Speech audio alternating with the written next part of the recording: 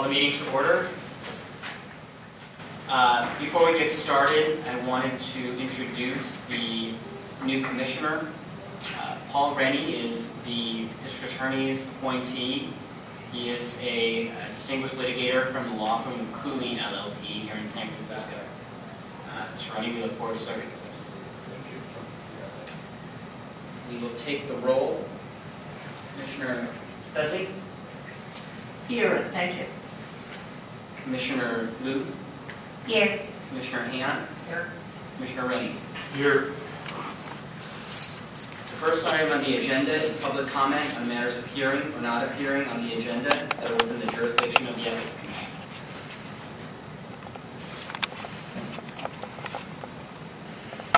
Seeing no public comment, the next item on the agenda are proposed amendments to the SIA for the San Francisco Public Library.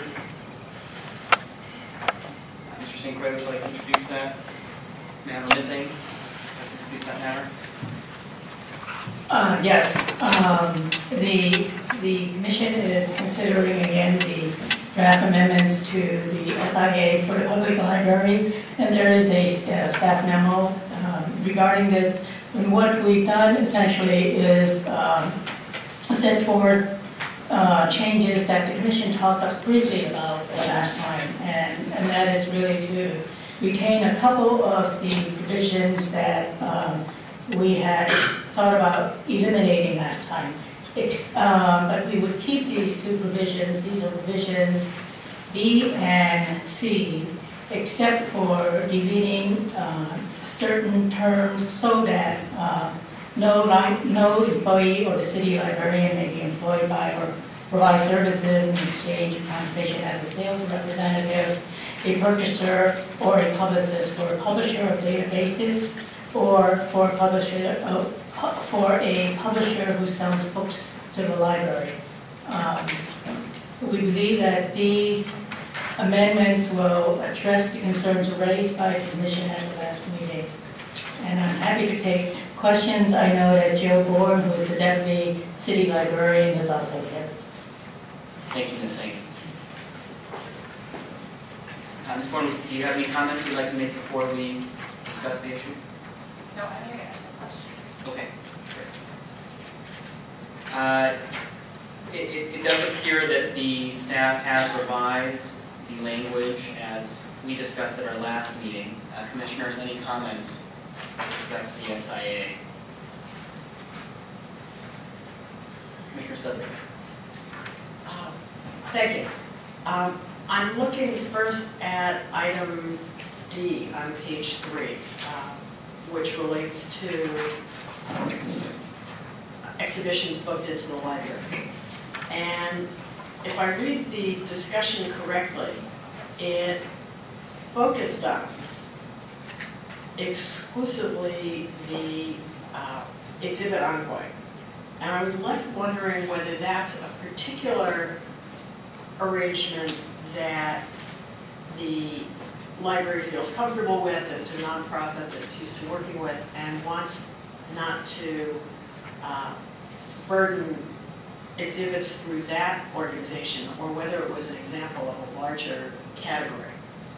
If it's the first, then I wonder whether it might be simpler to leave the provision in place and simply do an advanced determination about that one entity that is a nonprofit that it's used to dealing with, has a history of collaboration, and in fact, that it seemed like we were involved with either creating it or want it to have a comfortable pathway.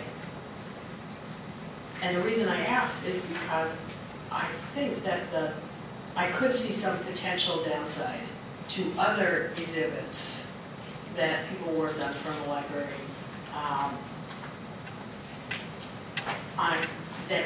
where there was then compensation from the library for that exhibit being shown there that might be problematic. Long way around to saying, is Exhibit Envoy an example of something that happens with lots of different organizations, or is it, this is something we would hate to burden because it's working well and we expect this kind of collaboration? So I think that's a question for me. Good afternoon, Commissioners. Jill Bourne, Deputy City Librarian.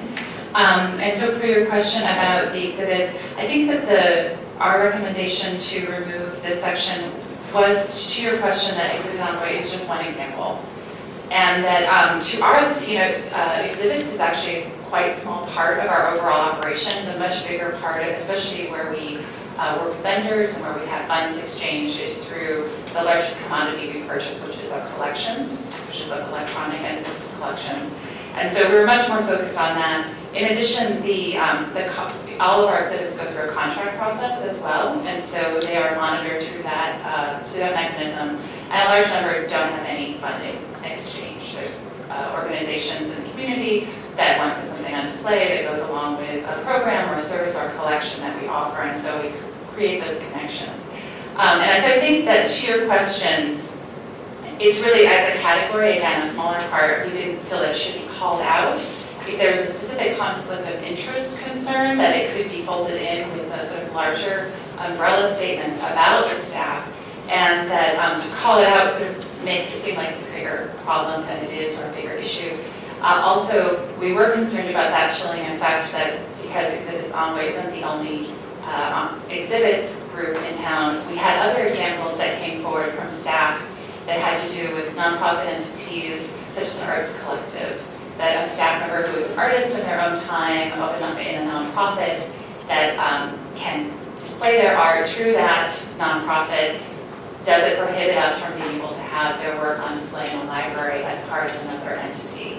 And so there were multiple smaller examples, not just Envoy. Are there any for-profit entities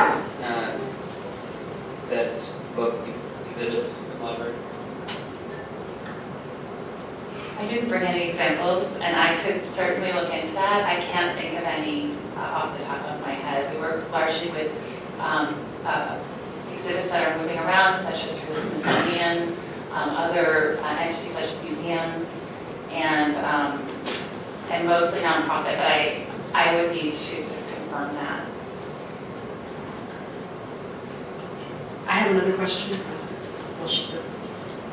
On the following item about being employed by or providing services, compensated services as an instructor. What I'm wondering is whether staff of the San Francisco Public Library are working through this company referred to here or any other companies to provide training to employees of the San Francisco Public Library? Or is the example that you're talking about somebody from the San Francisco Library working with them to provide training to other libraries? That is the example, yes. That because we are a large metropolitan library with a lot of specialized knowledge in our staff, we are often called on to do training for libraries statewide, either through Info People or through the California State Library. And then our practice in it has always been that if it's done on non-work time, staff may or may choose to be compensated because they're working outside of the library. It may also be that they get permission to do this, and as a representative of the library, do it as part of their work. Would there be a point when they'd be asked where your library, our library, the San Francisco Library, would be aware whether the person was doing training that they had developed, for example, for their own colleagues, to train people within the San Francisco Library, that then some external entity says, you are knowledgeable in this and capable of giving that training, would you give it through us to someplace else? I'm not aware of that happening, although I certainly could imagine it. And that I know that in that sort of situation, if they developed a training as part of the work that they were assigned to do, staff would ask for permission to share that with other entities, other libraries, the California State Library, and would not be compensated for that. Or perhaps the library might seek to be compensated for it. That's a different question for another day. Okay, this We also have be no understood. precedent for that. I think, part of our mission is around instruction, and that it isn't just to provide access to materials, it's to teach people how to use them. So instruction is such an inherent part of our operation that we do it quite naturally. And I think this came up last time we discussed this, that was why it was, that's why the issue came up, that we want our staff to be providing instruction to their colleagues and also to the community. Commissioner Who makes the decision to hire training entities for the San Francisco Public Library? Or is this organization just automatically used in training courses? No, we use a variety of sources, and actually our HR director is here, and the HR department manages the training for the staff internally within the library. Good afternoon, Donna Marion. I'm the library's Human Resource Director, and yes, we have the library HR training division. We have a training officer, and the training officer will seek a vendor that would be able to offer the specific type of training that we're interested in within the library system. So is it the training officer then that makes all decisions as to what companies we contract with? Most of the decisions. It depends if someone else is doing the training that's outside of HR training. But for HR training, she would consult with me, and we'd make a final decision together actually on our contracts for training for staff. Thank you. Just as a comment, I mean, one of the things that concerns me is that our library has a stellar reputation, not just within California, but across the country. And I would be concerned that we would prevent library staff from participating in trainings of other institutions, because that adds to the reputation, and I think it's something that we should all be proud of. So I would hate to prevent that opportunity for library employees. I wanted to just add one more piece of information to Donna's comments, in that we do an annual training plan that is approved by the management team and the city librarian. So it is around what topics we will be training over the course of the year, what our training priorities are, and then the training officer uses that to identify appropriate trainers within those topics. Commissioner Luke? Yes, thank you. I want to go back to subsection D on the discussion of the exhibit.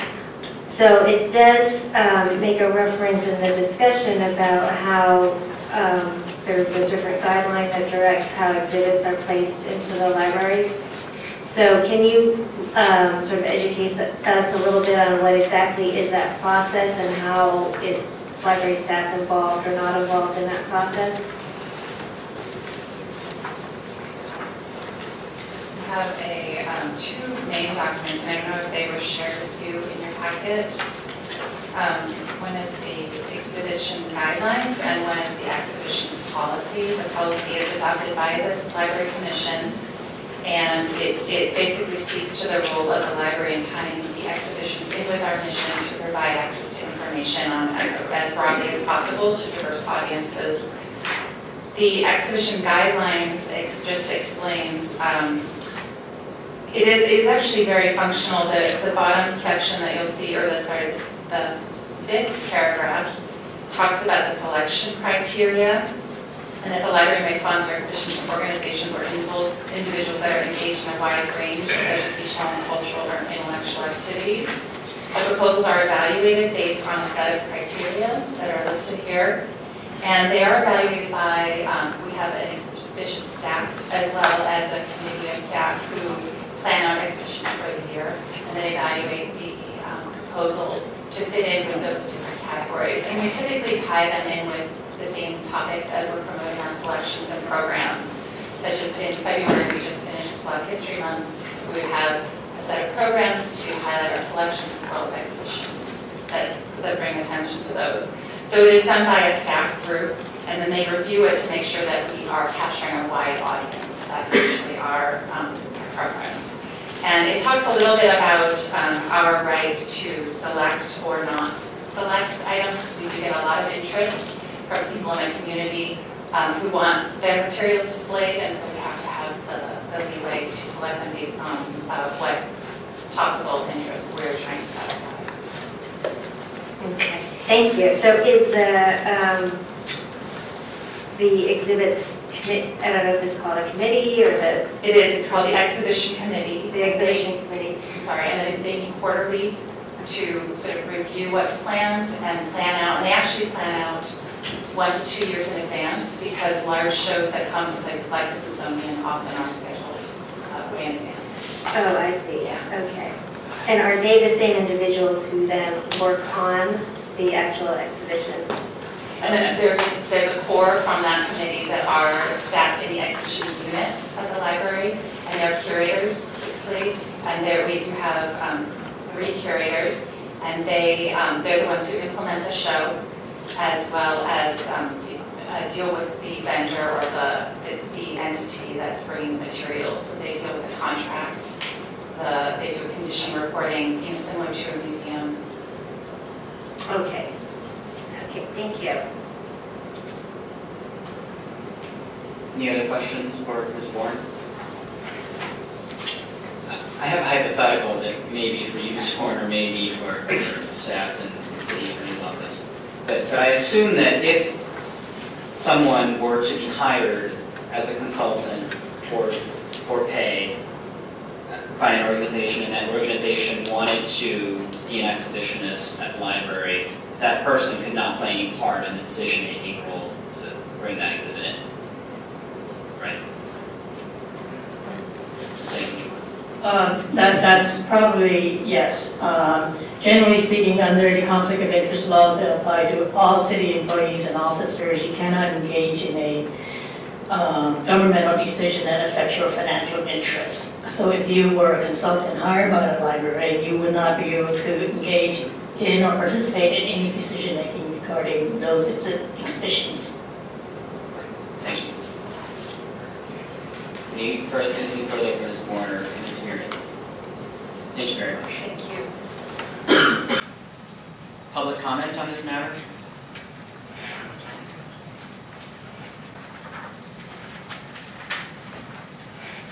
Commissioners, anything further? Is there a motion to approve the Sorry, was there additional public comment? Just one more. I'm sorry. Sorry. Good evening. I guess that would be me, David Hotel, and welcome to the new commissioner. I can't believe we're talking about this again. This is like the 3rd or 4th time. I am in support of adopting these changes. Just a couple of quick notes. I appreciate the attached copies of the policies, and I previously requested that they be hyperlinked on the final version when that's posted on my website. I assume that that can happen. I just wanted to clarify the collection development plan and collection development policy that are attached. If those are the terms, then maybe just adding the word development on that line on page 1 would be good. Also on page 3, this appears to just be a minor typo. What was section E? It looks like there's a new subsection C with nothing there. It's an automatic thing that will get taken care of when... We have people to do this. No, it's an automatic thing on the machine. Can we blame Bill Gates for that? I'd like to, really. Okay. Other than that, I hope that you will adopt this and we can move on to other things. The library does a wonderful job, and thank you very much. Mr. Pendleton, what was the first change that you asked about? The collection development plan, collection development policy, the language on page 1 just says public library collection policy and collection plan. I don't want it to be confused with something else. I'm seeing heads nodding. Thank you very much. Thank you. Ms. Amy, you can fix that part. I would have to check with the library to see what the real names are. Yeah, we will. Ms. Bourne. I think that was just an oversight internally. We refer to it as a collection plan so much that I didn't include development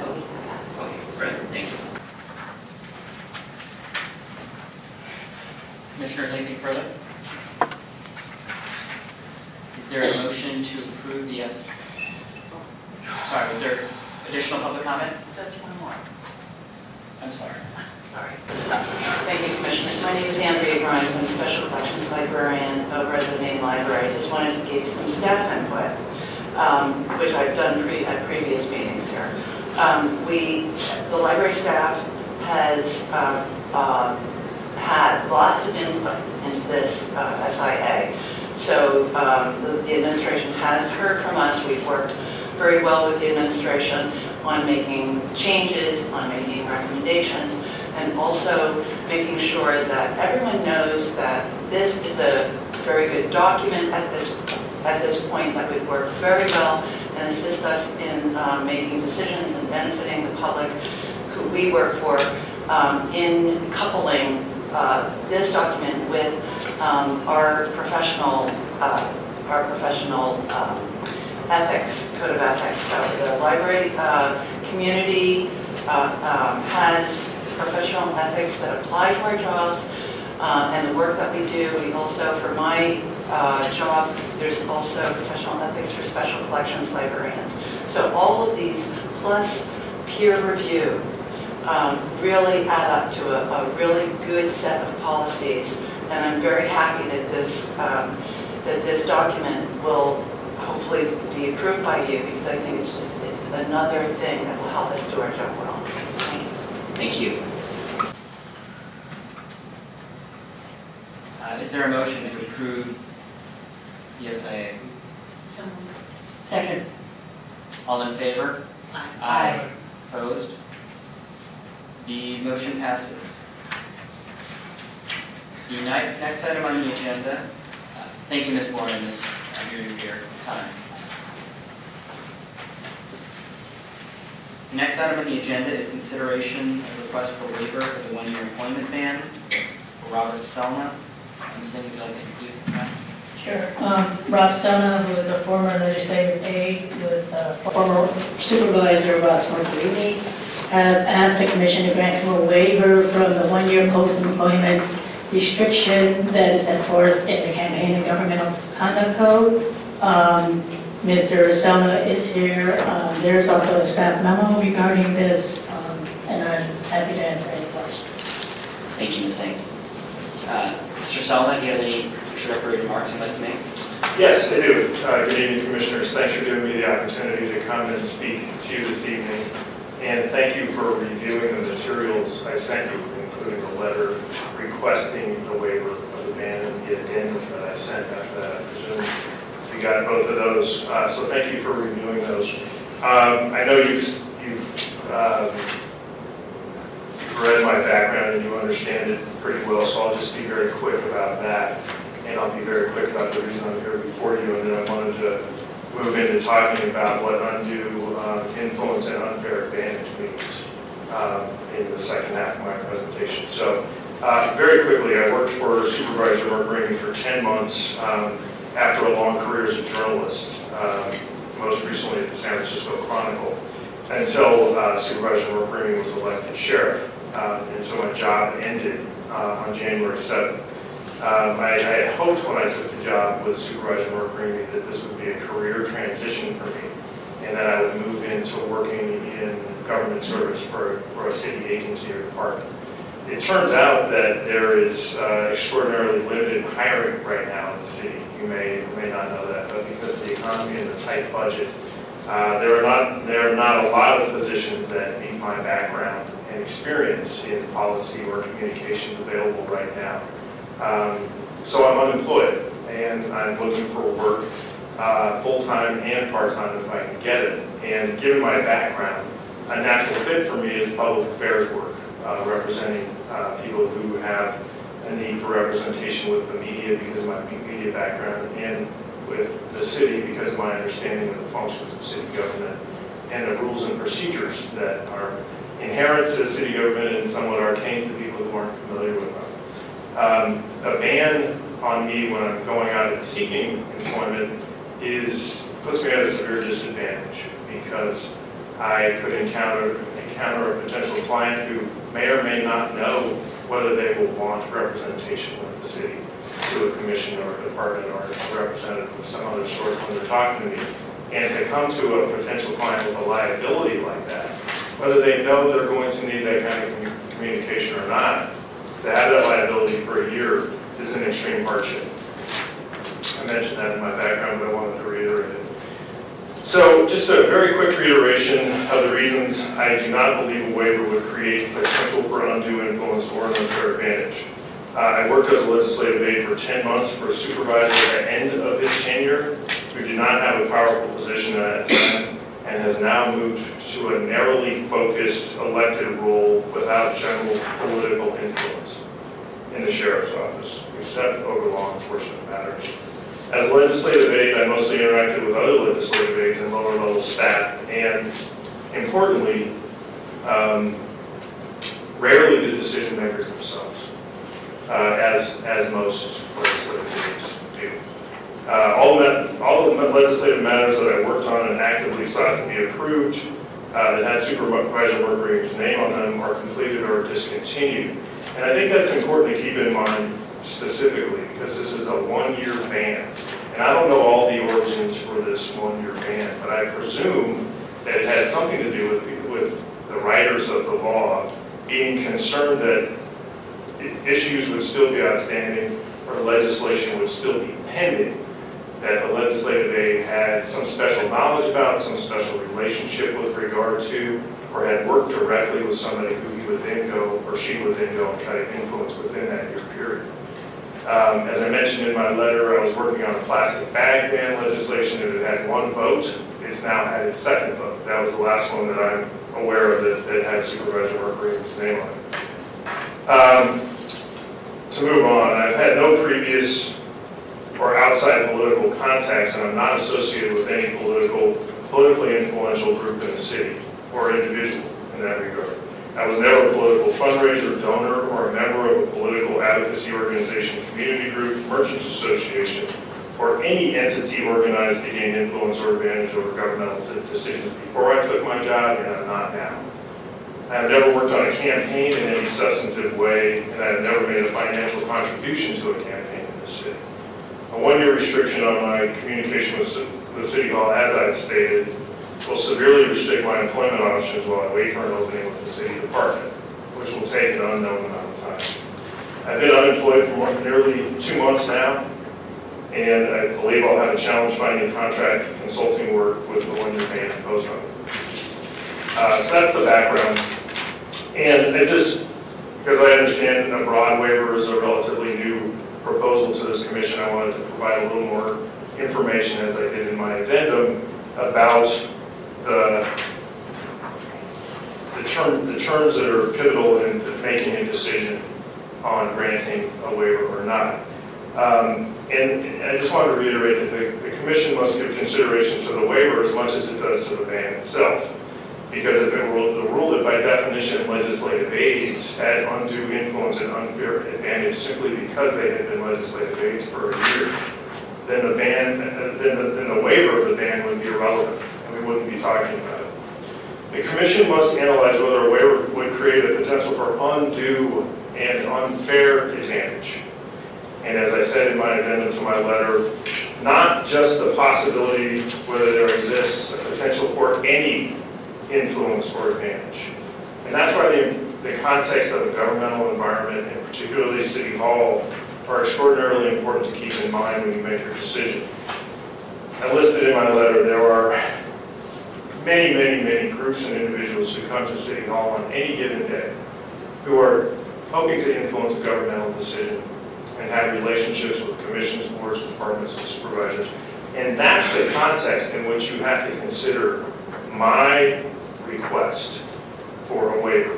There are merchant and neighborhood association leaders, community activists, campaign fundraisers and donors, longtime constituents, former longtime city workers, and non-profit leaders, to name a few, many who have long-standing relationships and close ties with departments and supervisors. In my letter, I gave the example of a community advocate or activist who has brought essentially ready-made legislation to supervisors in the past to solve a community problem.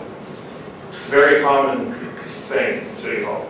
It's encouraged, it's part of the democratic process. And people work with supervisors and departments all the time to solve issues that are confronting their neighborhoods, their communities, transportation, land use, anything, you name it.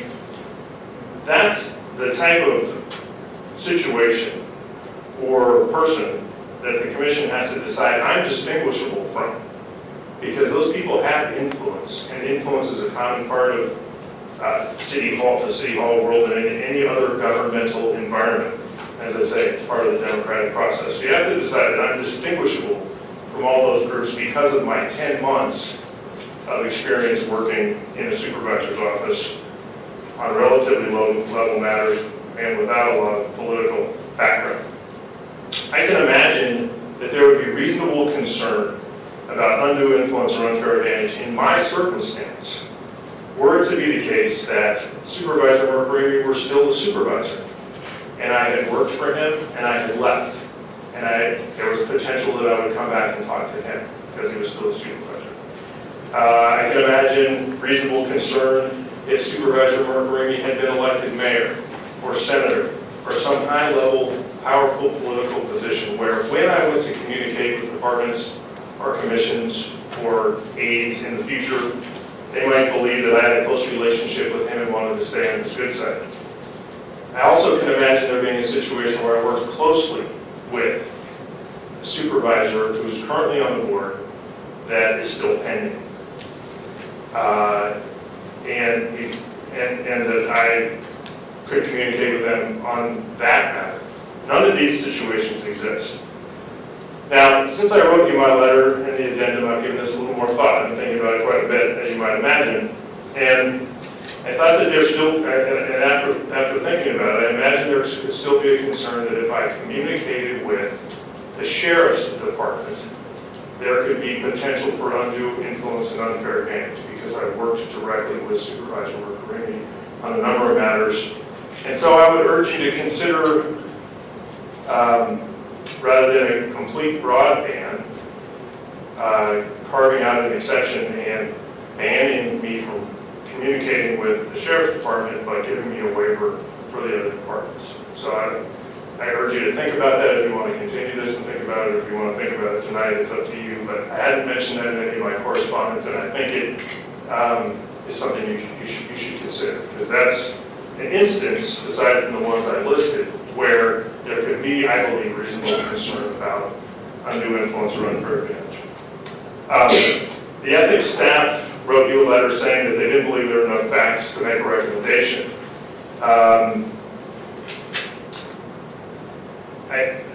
I think there are situations in which undue influence and unfair advantage could exist, and I think the facts would show them. But the reality is the facts show that this is not one of those situations. So with that, I'll conclude. I'm happy to answer any questions you may have about my experience, my 10 months as a legislative aide or anything else. I also have asked a gentleman to come and speak today, Joe Boss, who I've asked to come and speak because I've known him in a number of contexts from the time I was a reporter to some of my time working at City Hall, to provide another person who can give you context about City Hall and how it functions. I don't want you to get this sort of just from the person who has a vested interest in the outcome of your review. And so I asked Joe, who is involved with the Dogpatch Neighborhood Association, the Ventura Boosters, is on has been on the power plant task force and done many things with City Hall, and in ways is representative of the type of person that I described, the community advocate, the involved person who, at City Hall, would have some level of influence or advantage. And as I mentioned, you have to sort of be reviewing my level of influence or advantage against people like that. So I asked Joe to come and speak about his view of the context of City Hall and city government. So, Mr. Solomon, thanks for your comments. Sure. And perhaps we can have Mr. Voss speak during public comment, and if we have questions for him, or we can address those. But while we have you, perhaps commissioners have questions for you. Sure. Answer them now. Commissioners? Commissioner Liu? So, thank you, Mr. Solomon, for coming today. I definitely do understand that you need certainty in pursuing your job. I think what I am struggling with here is that in order to make a decision on a waiver, which we take seriously and don't want to grant lightly, Sure. is normally I feel like I would need to know what are the anticipated communications, and I know that you try to address that as best you can, not knowing where you might land. And so that is the difficulty I'm having, is that it's hard to know what would be undue influence or what your involvement may or may not be if we don't know what you anticipate your communications might be or the nature of those communications with the city during this next year. And so that's what I'm having some difficulty with. And I suppose, related to that, we could ask you questions such as, you say in your background that you have, that you're pursuing, or you're looking at real estate or land use type work. Is that correct, or did I misread that? I didn't say that specifically. I was looking for that kind of work. I'm seeking full-time work with a city agency still, and I'm seeking contract work if I can find it that might include representing clients to the media and might include representing them to the city. It would be the kind of public affairs work where people need to understand how city functions in a particular way, and what the rules and procedures are, and sort of what outreach is necessary to get things into the right place, and give them the context for a project going before City Hall, or a set of ideas or businesses or goals they may have. So a particular subject matter area is not really particularly. I'm not seeking a particular subject matter area. I mentioned in my letter that I had potential for contract work for the Fort Mason Center, which is has in mind an effort to try to extend the F-line, the historic F-line train from the center of Fisherman's Wharf down to Fort Mason, because there's track and there's a long history of desire to do that. And so the Fort Mason Center needs things like outreach to the community, and it needs help with their website and creating a petition, and help with generating positive media around the effort, and potentially help with knowing what's going on with the Park Service environmental review, and potentially knowing where the MTA is prioritizing the funding for the project and its range of things it funds. So that's an example. And as part of that, as I described, it's very difficult, because as part of that, they might need me to communicate with a department and commission, representatives, and so forth, on their behalf, related to a government decision. So that's the conundrum I'm in. I understand the struggle you're confronting, but I think the type of communication, that's why I was trying to emphasize the specific type of communication I don't think is really an issue, and it's whether any communication would provide potential for undue influence or unfair advantage, given all the categories of people who are on a regular basis in a position where they have some level of influence or advantage because of their relationships with City Hall. And that's why I was trying to get you to focus on that rather than the unknown type of communication. There's not too broad a range of communications it could be. And that's also why I recommended that you consider maintaining the ban on my communication with the Sheriff's Department, because that's an obvious relationship I've had. And the rest of the work I would do, I don't think presents any potential, given what I've described. Well, and the other point that I understand you're making is that the legislation or whatever you worked on with Supervisor Mercarini is completed. Yes. Right?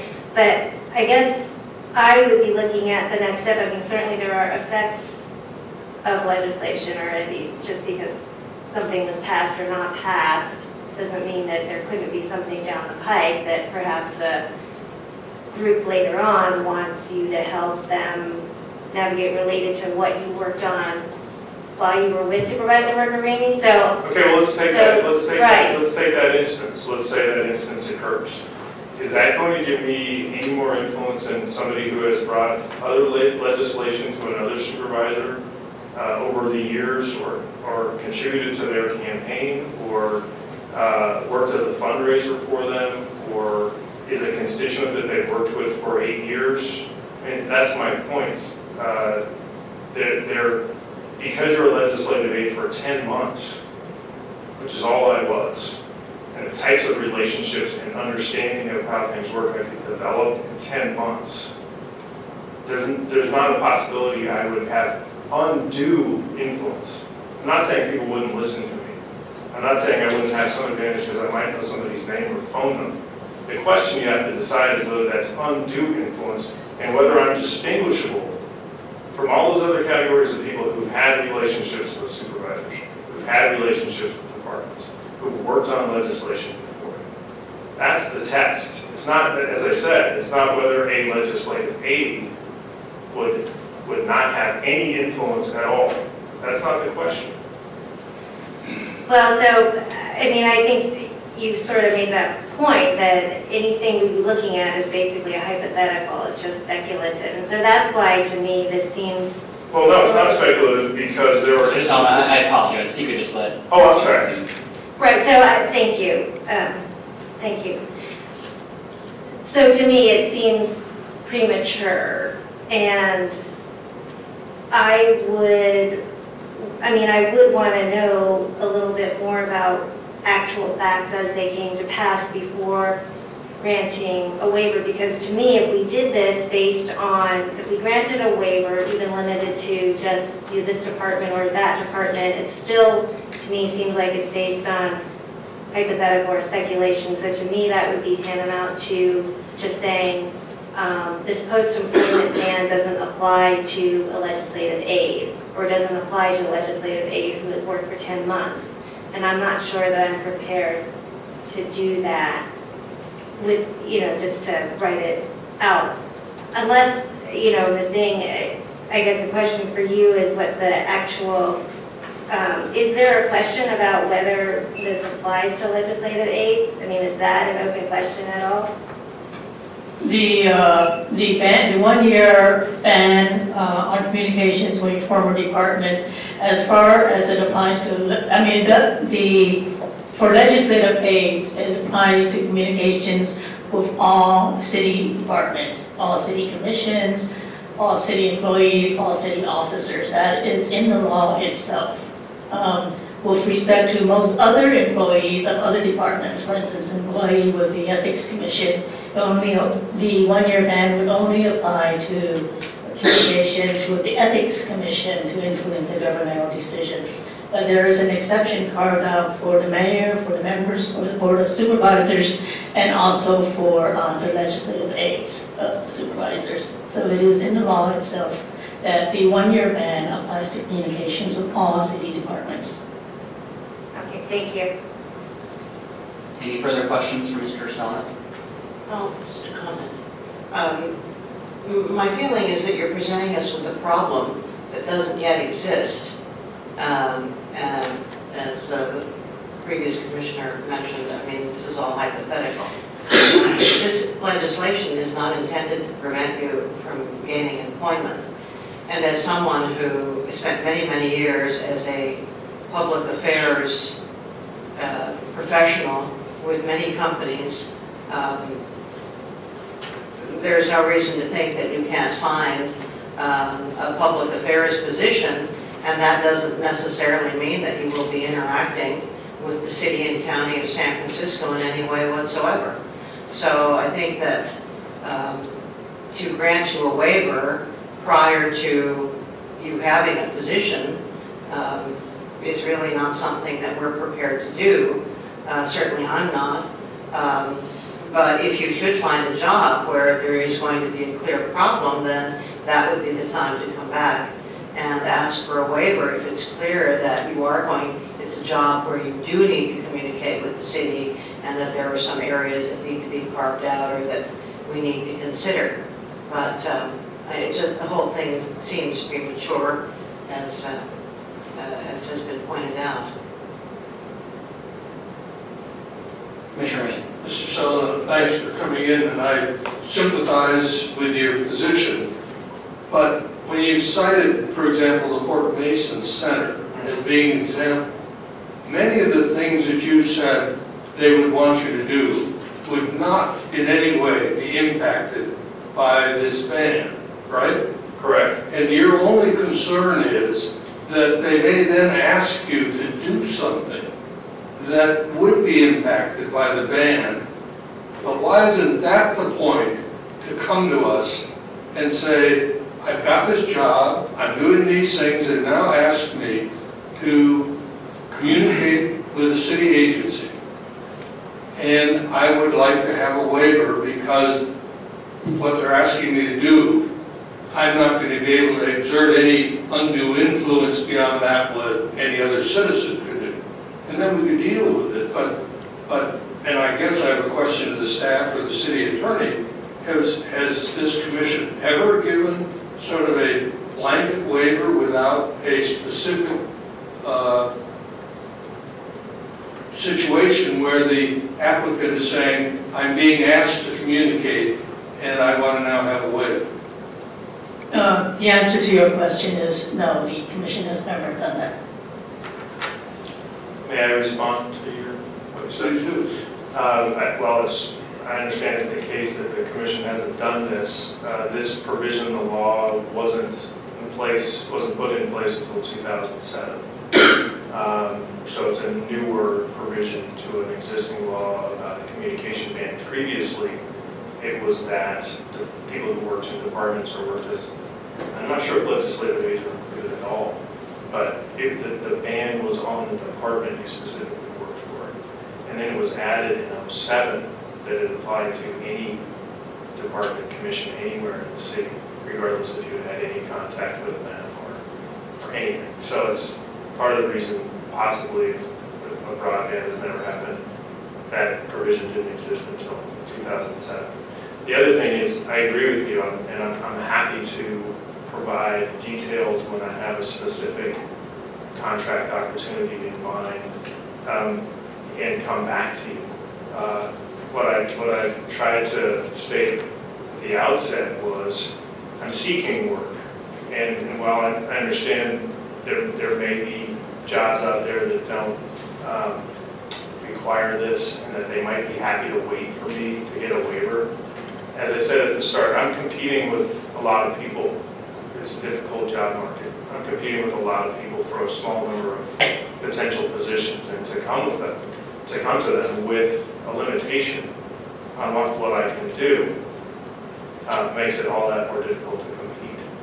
And given the context that I had worked as a legislative aide for all of 10 months, and keeping in mind the level of connections and relationships people have at City Hall and other governmental environments, comparatively, I felt mine was so low and that my experience was so limited that you might consider a broad waiver. So that's the reason I'm here. Commissioner Sutton. The advantage of going last is that other people have made many of the same points.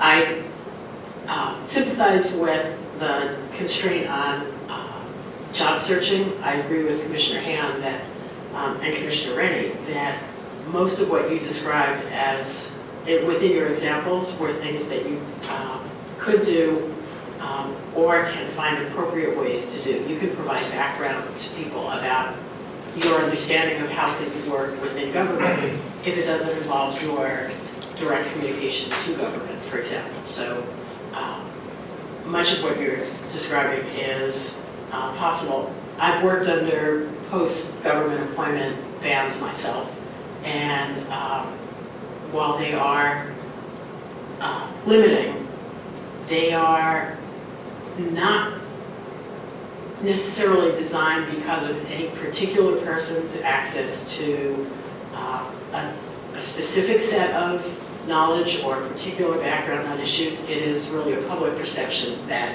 having been in those roles, in general, we may have access or opportunities to influence on, or that our calls will be taken more quickly, or that we have friendships inside government that might allow us to behave in different ways.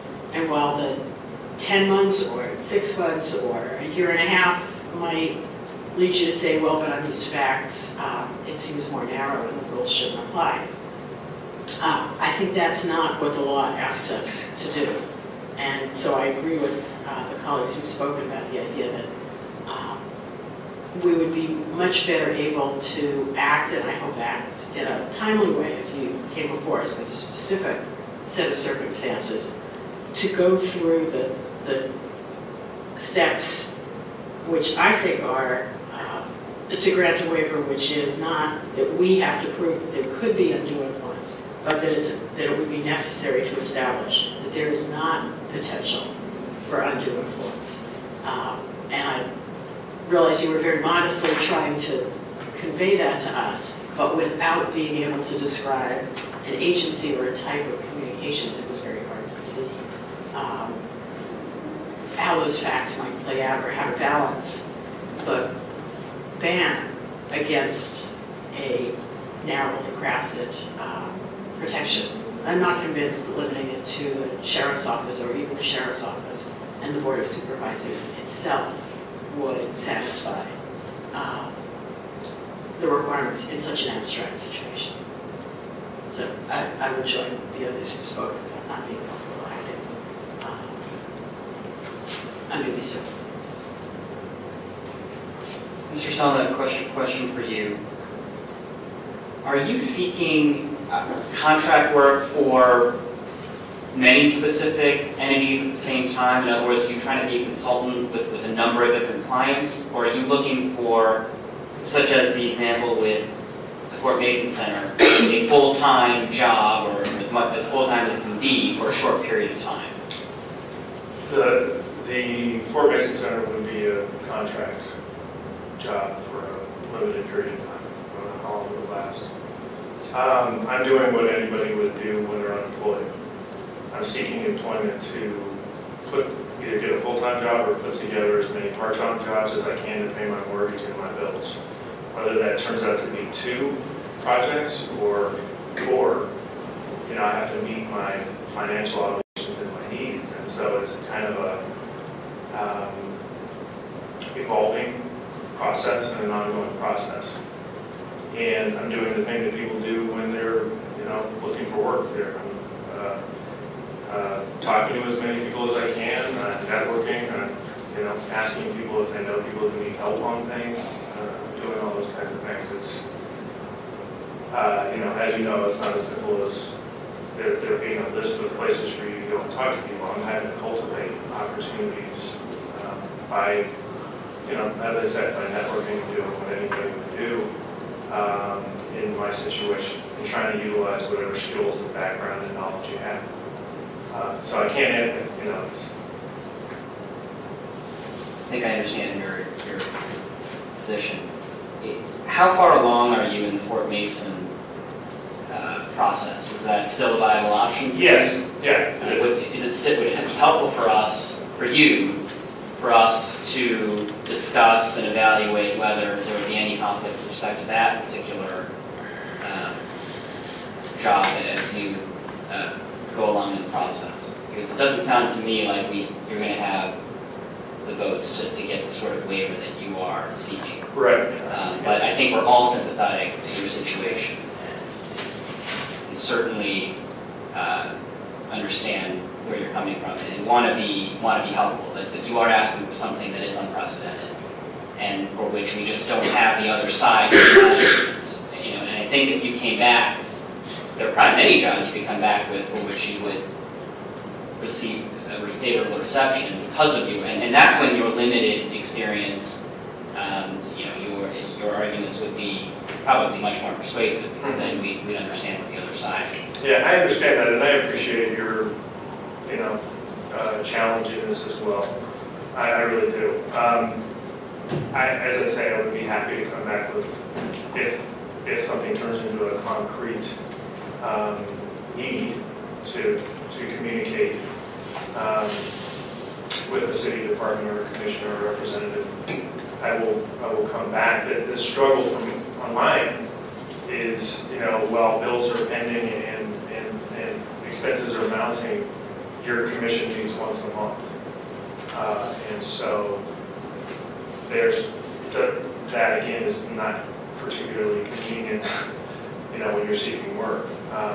We have in the past specially set meetings in extreme circumstances, and I think we've done it for an employment waiver where there was a times of the essence issue. I mean, we don't set them as a matter of course, Sure. but it's certainly possible a special set meeting for a very pressing situation. But certainly, I understand. Commissioner Hurd, I thought I understood you to be asking Mr. Selma if he would like to narrow his request to one that met the facts as he understands them for the Fort Mason position, recognizing that may, if it's not offered to you, that may be unnecessary, but at least to take that potential roadblock out of the way, or let us consider that. Did I?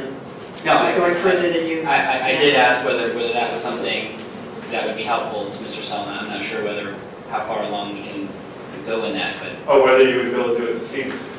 Oh, I didn't know that. I'm sorry. I didn't realize that's what you were asking. I thought you were asking down the road. Yeah, I would more than welcome your input or a decision on that particular that matter. And I'm happy to provide you with more detail about it if you'd like, to the extent that I know it. And again, so please, yeah, I'd be more than happy for you to do that. And I can answer whatever questions may be that I can answer that may be relevant to it. I suggest we take public comment, and then perhaps we'll invite you back up. Okay, thanks very much. For your time. And again, I understand this is unprecedented and there are unknowns for you, but I truly do believe, given the limited amount of time and the limited contacts that I had, it's a kind of a unique situation. So I appreciate your time. I appreciate you considering it seriously, and I understand the challenge you're confronting. So I'd be happy to answer more questions if you want me to come back. Thanks very much. Okay, thank you.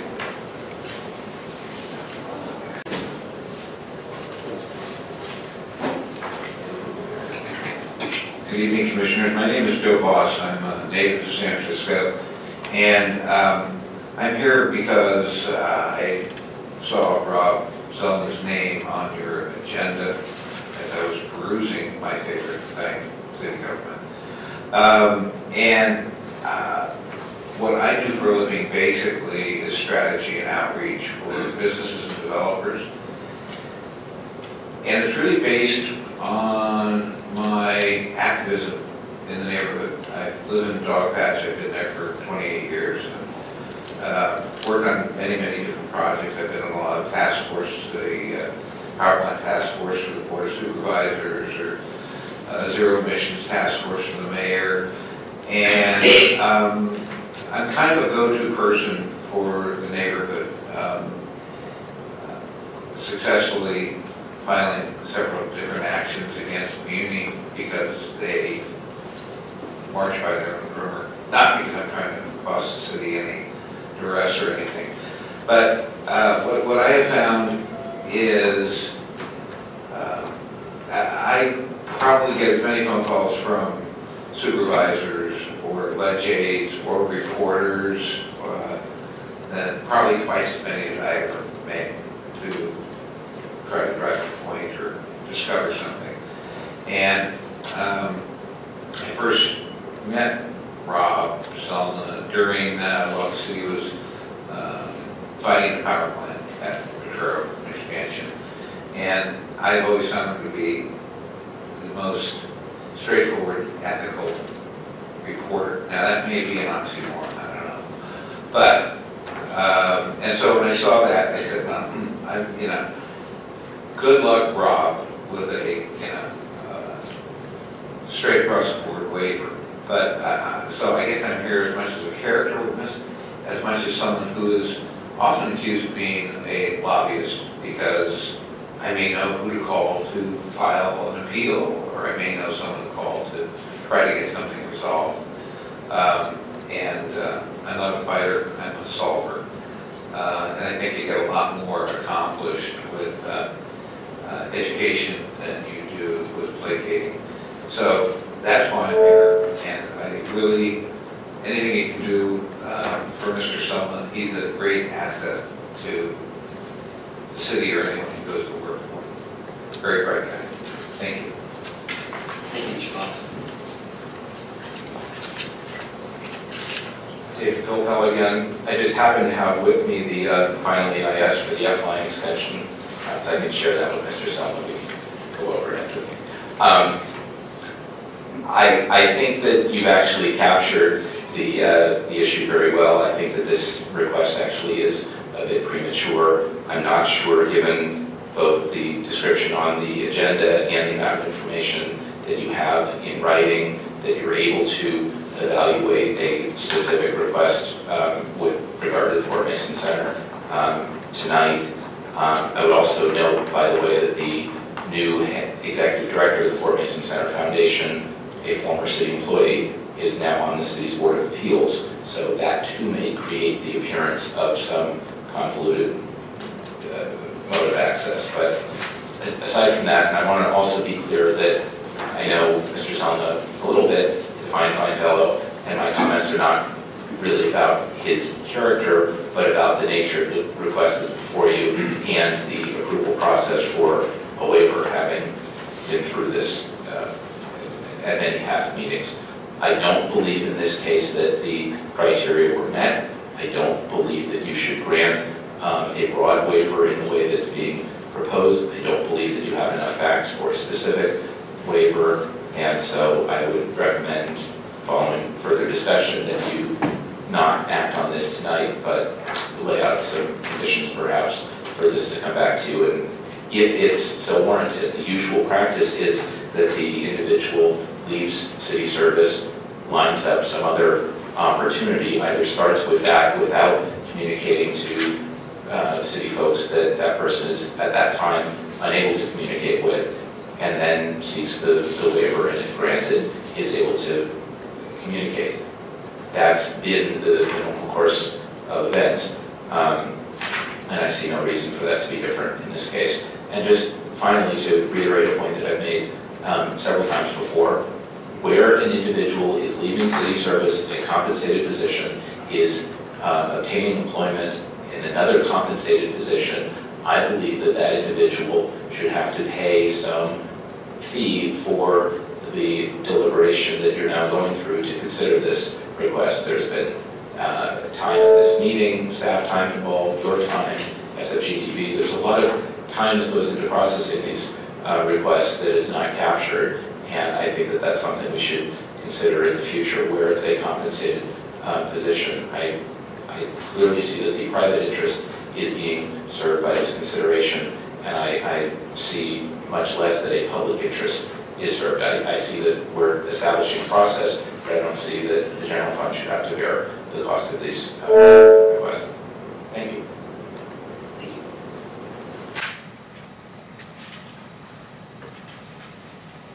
Commissioners, comments on this matter?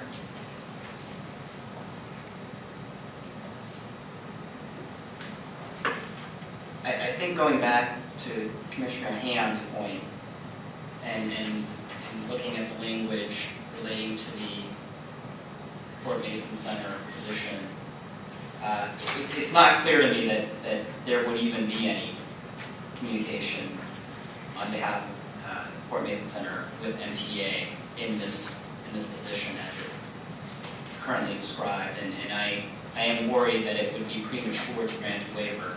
However, my personal view is that, as described here, it seems like a waiver would be forthcoming if we were presented with, subject to whatever the complete facts are. Based on what I see here, if Mr. Sumner were to come back, it seems like a waiver that I would be in. But as of now, I'm reluctant to grant the waiver given there is no position to consider.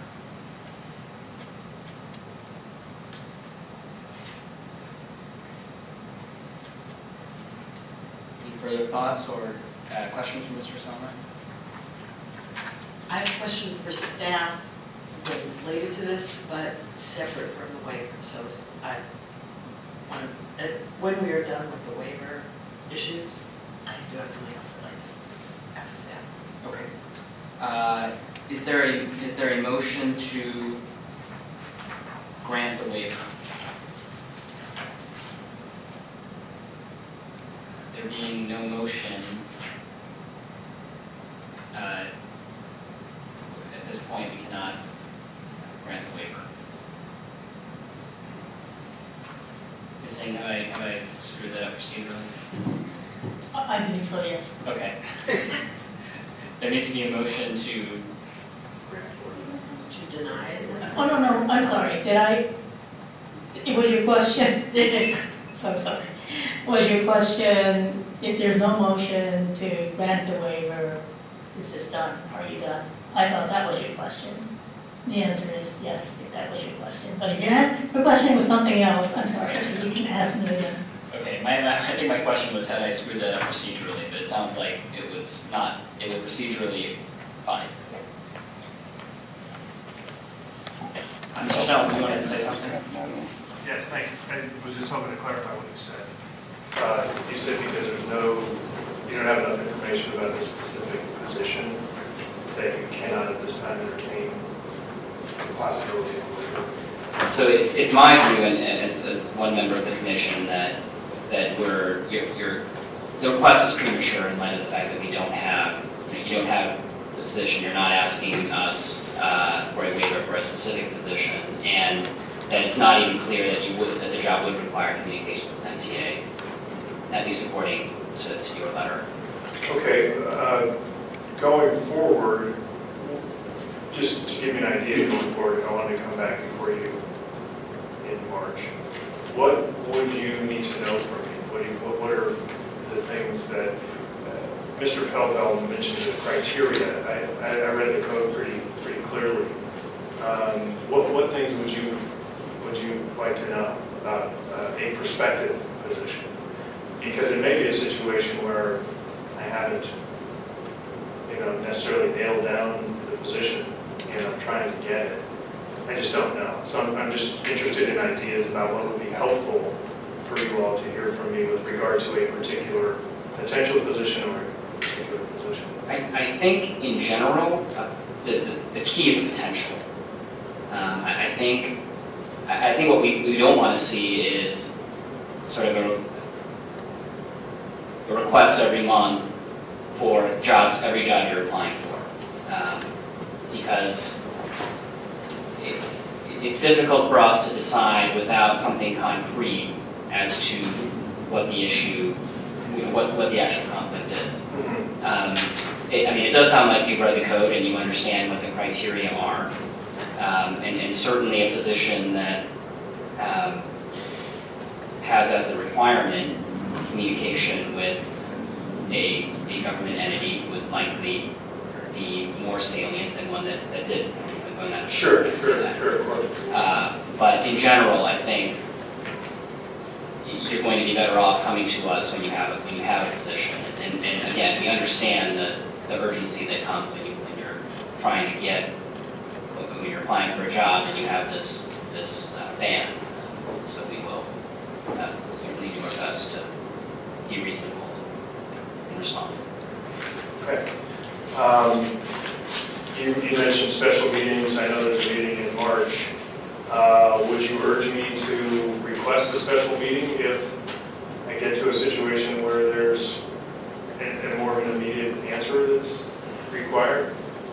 I really can't urge you either way, but I suggest that you talk to staff, as I know you have in the past. Seek their guidance to the extent that's relevant. Okay. Well, thank you very much. I hope to be before you soon. Thank you, Mr. Selmer. Good luck. All right. Thank you. My question for staff is this. how are employees of the city advised of the ethics rules that apply to them? It won't surprise you, what I'm reacting to is the paragraph on the last page of Mr. Sullivan's letter, which he said that he did not receive information about the one-year restriction. And I think it is broader than that. So I would just like to be reminded about how we advise what part of new employee, I think the current terminology is onboarding, not a very attractive phrase, in the hiring and orientation process, bringing new employees on board. Where in the hiring and orientation process are people advised that there are ethics rules that apply to them, and in particular, I don't want to presume that it's not happening, and I don't want to presume that it happened and he didn't understand it, but it did flag for me that at heart we don't want the rules that will apply to people to be a surprise to them. So it may be that it would be easier to tell us this in the future and just summarize for us what the process is by which somebody would know that they were covered by ethics rules, SIAs, and so forth. And in particular, because this is a significant limitation on people within these offices, how they learn about it. Is their office supposed to tell them? Is it within the larger documents that they get? So, up to you whether you want to tell us what you know now. I think I can just give you a very general response. Generally, all employees are provided an employee handbook that's issued by the City and County of San Francisco. How big? Not too big. Not big.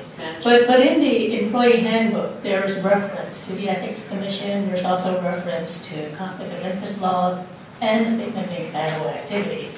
The handbook itself doesn't summarize every single rule, but I believe employees are advised to contact the Ethics Commission if they have any questions. So that's number one. Number two is that when our commission, when our staff provides ethics training, and we have done that for a number of departments in the past, especially when we're dealing with the statements of incompatible activities, when we were rolling them out, we talked about all the rules that govern city employees, and in particular the post-employment rules. We have not hit every single department.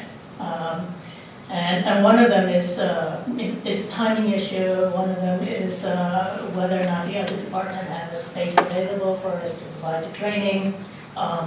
But we try to do that. I mean, we do let people know, we do let other departments know that we are available to provide training.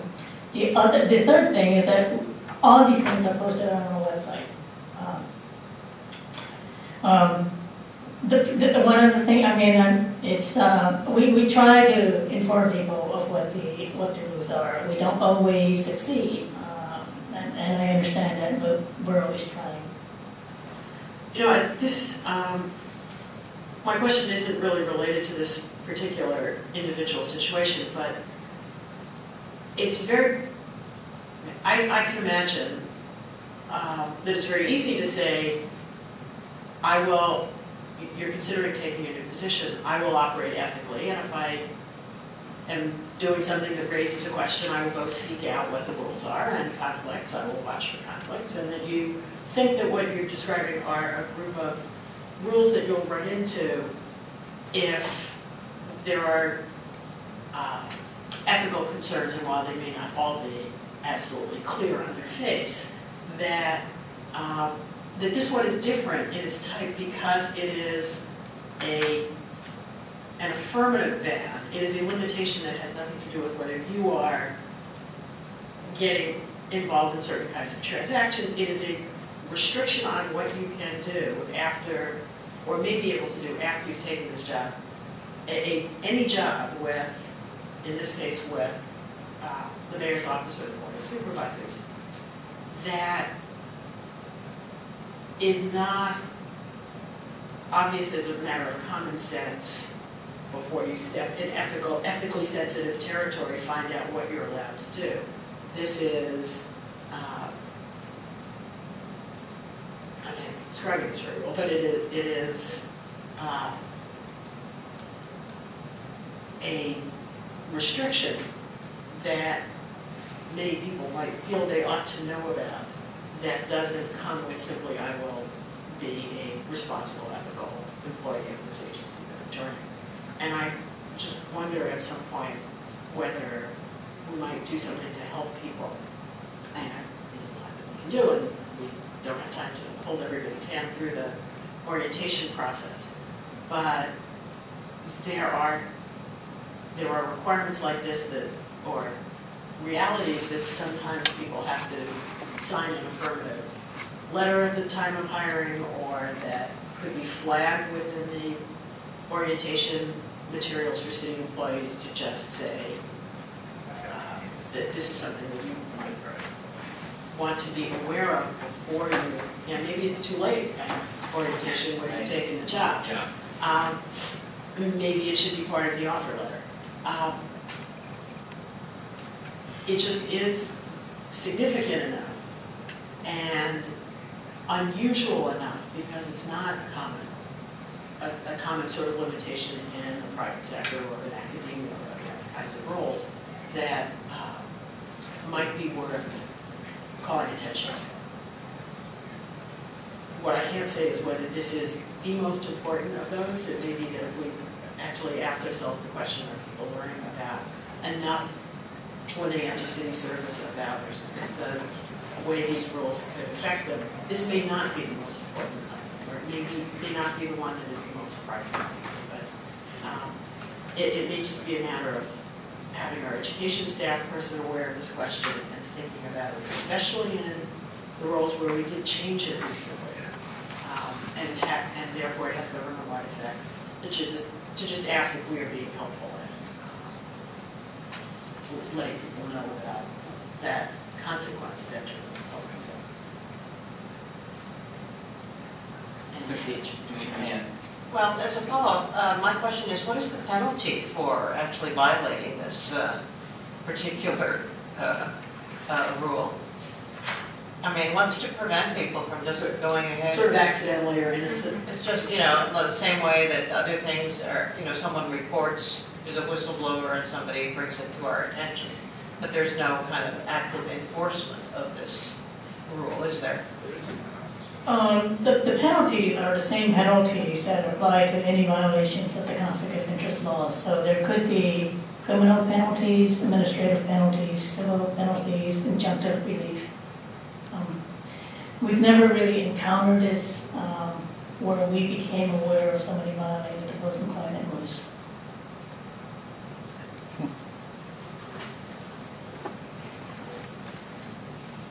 Thank you, Commissioners. Point well taken. The next item on the agenda is the election of the chair and vice chair to serve for the coming year.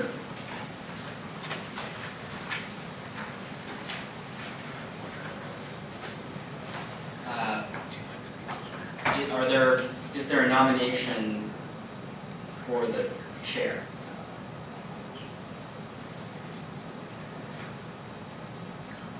Well, I would like to nominate our current chair for secretary. Are there any other? I understand that we don't need seconds for nominations. Are there any other nominations?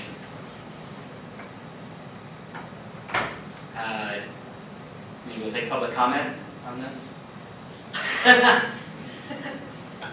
Any discussion among the commissioners? I would let the record reflect that we got a thumbs up from public comment on that nomination. 2 thumbs up. All in favor? All in favor of the nomination for chair? Aye. Any opposed? So I guess I have been re-elected chair for the coming year. Nominations for vice chair.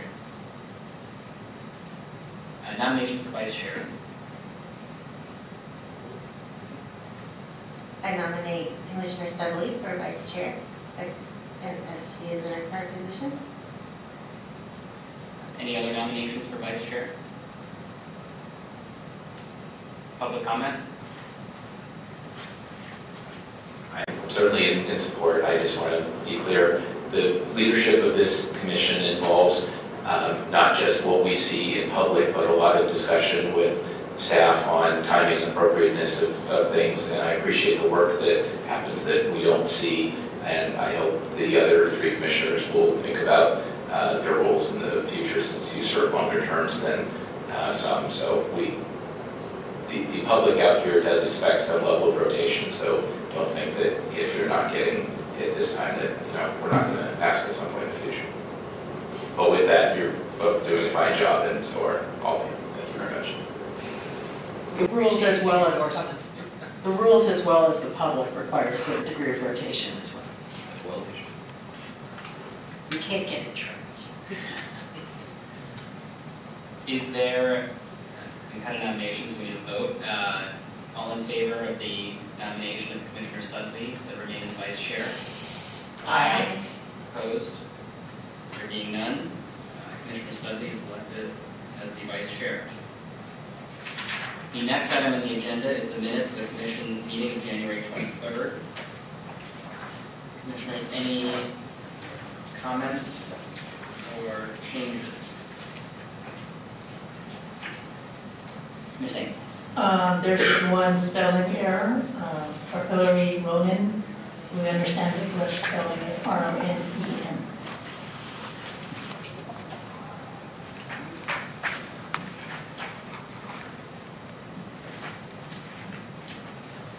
Any other comments from the commissioners? Public comments? David Copel, just two items that I noticed on page 3 in the middle.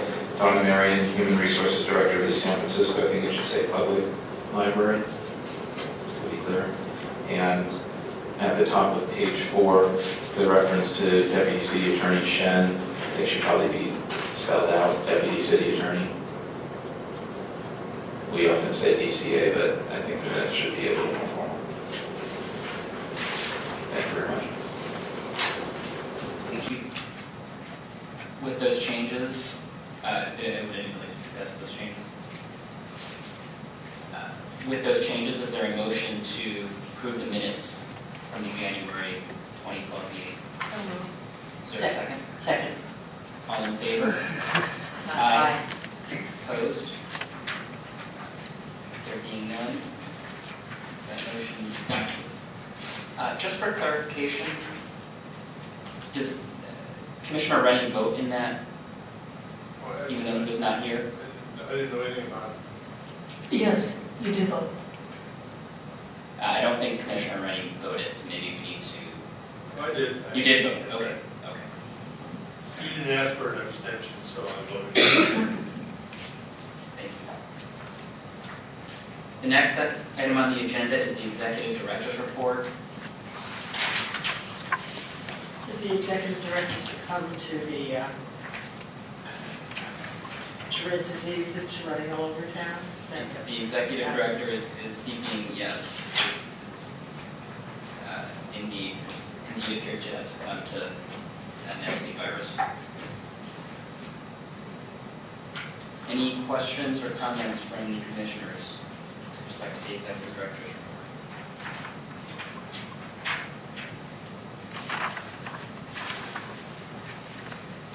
Public comment. David Copel again. I think that there were a couple of typos on page 3 about the year. Wasn't the November 2012 meetings? I believe it was November 2011. Page 3. We're not 2012. Right. Yeah. They were approved by the commission at its October and November 2012 meetings. I don't think those have happened yet. Oh, the second line. Gotcha. I would note that the legislation that was at the Rules Committee last week and the previous week actually are both at the board tomorrow, I believe. So we'll see what happens there. Perhaps they will seek a legislative solution and will not be on the ballot. We will see how that all rolls out. There's one other thing here, I forget what. Oh, it's nice to see that Dr. Greer is now off the BDR list. I've mentioned before that there were a number, as in 3 current or former members of the College Board on the BDR list, and I think we should seek ways to deal with the other 2. It seems odd to me that a 7-member elected board would have 3 current or former members with fines outstanding. That seems like something we should try to avoid. I'll leave it at that for the moment. More of it. Thanks. I do have a question that I would have asked the executive director. I understand why it's not in his report. We're attempting to schedule the joint meeting with the Sunshine Task Force. Do you know how that is proceeding? Yes, so we had a tentative date of February 24th where all of the ethics commissioners could attend. The Sunshine Ordinance Task Force had an issue, a staffing issue, and so ended up not being able to attend the meeting at that time. I know the executive director is currently trying to schedule the meeting, negotiating schedules, but it's proven pretty difficult in March, so it sounds like the meeting is going to happen in April, which is certainly later than any of us wanted. Logistics. We would like to have as much participation as possible, so that's one of the issues we're dealing with. The last date that I heard was March 23rd as a possibility, but then a member of the Sunshine Ordinance Task Force had an illness that came up, so I think you've all made yourselves available, and it's kind of on them to be available. I look forward to that meeting happening in our lifetime. Thank you. The next item on the agenda is items for future meetings.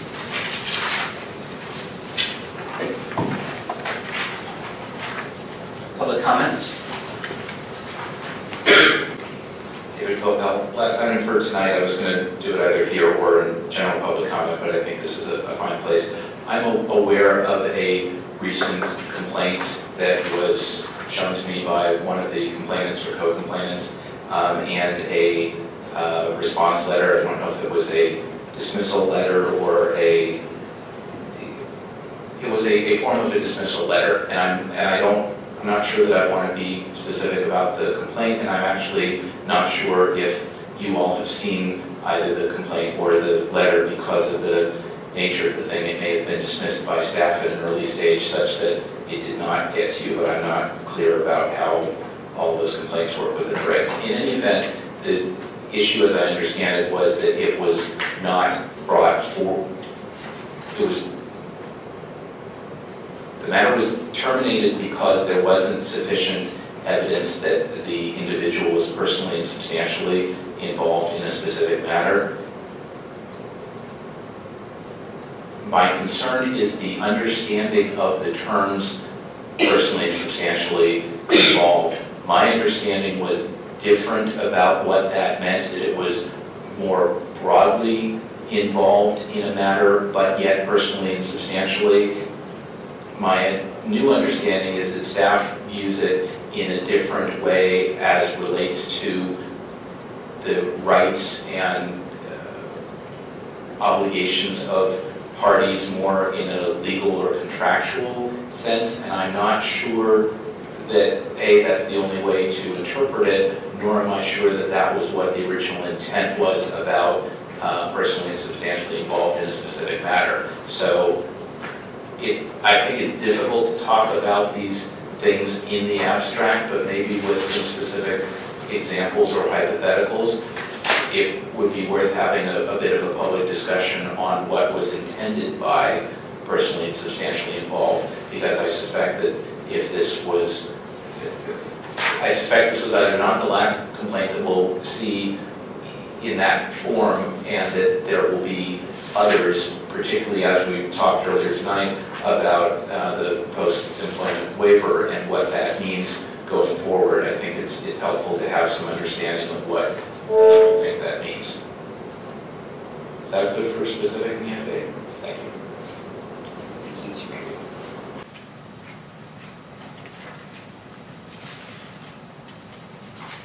Items, public comment on matters appearing or not appearing on the agenda. Hearing none. Mr. Rennie, welcome to the Ethics Commission. Thank you for participating in your first meeting. This meeting is adjourned.